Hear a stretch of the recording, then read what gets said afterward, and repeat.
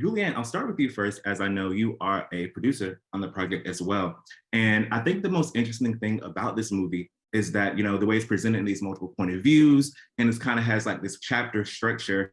Why do you think a story like this was, worthy to be told in this format where you kind of, peel back the layers as you go on and don't really know a character's true intentions until like, really the end?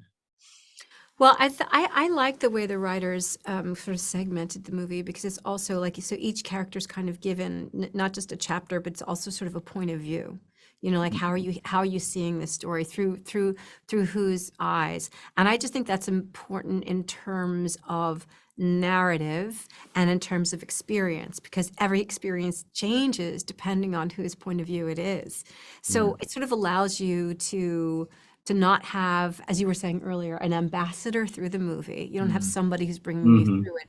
And so it kind of keeps you on your toes because you're like, well, what is this? What story is being told? Whose point of view is it? I think it makes it that much more exciting. Yes, yes. And Sebastian, for you, Max is one of the characters, well, actually, all the characters have kind of like these questionable morals and ethics. So when you're thinking about diving into this role as an actor, from an actor's perspective, were you thinking from the lens of, okay, this is a person with questionable morals and they're just like, this is how they operate? Or do you look at the bigger picture of what he was kind of going for and like what he actually wanted, or just like, the bad versus the good, if that makes sense? Yeah, I mean, I think you look at it all, I think you have an experience when you first read the script, like an audience member, you're just taking in information and, you might get certain things about it, about the story and the characters and your character that may be useful later. But then I think as you keep going and working on it, I feel like it becomes more subjective than objective. But I always like I always think like you have to kind of keep the bird's eye view of what is the thing asking of you and of this character and how do you fit into the story, and honoring that without judgment and like trying to kind of and in this situation,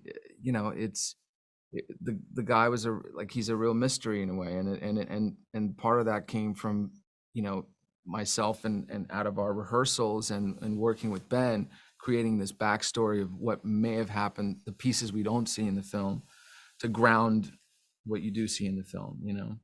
Yeah, and it's so interesting because like when we first meet the characters, like I felt like I had a perception of who he was, and then the next point of view kicks in. I'm like, okay, wait, I was Yeah. completely wrong. I was completely wrong. This is totally different.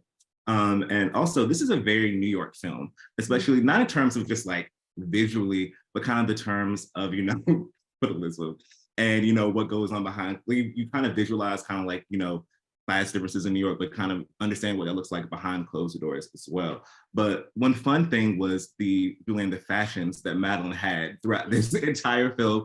Like it was just like Fifth Avenue every scene. So I just want to know what was so fun about diving into that aspect of this bougie character who just like was really feeling herself through most of this movie till the very end. I loved it. I loved it. And you hit the nail on the head. She is for herself, man. She's someone who does what she does because it makes her feel good. There's some pleasure that she's exacting every single time that she does something because Mhm. she's a complicated character. She's a complicated person. So you really look at it and you think like, huh, what's going on with her? But when you look at it from the point of view of her doing what she wants and getting pleasure from it, suddenly it kind of makes sense, including like everything that she wears. Like, things that people wear and things that people say and the way they move, all of those things are signifiers. They're telling the world who you are or who you want to be or who, and she's someone who's very, very skilled at that kind of communication. Yes, yes. Well, thank you both so much, and I can't wait for everyone to see the film. Thank you Thank so you, man. much.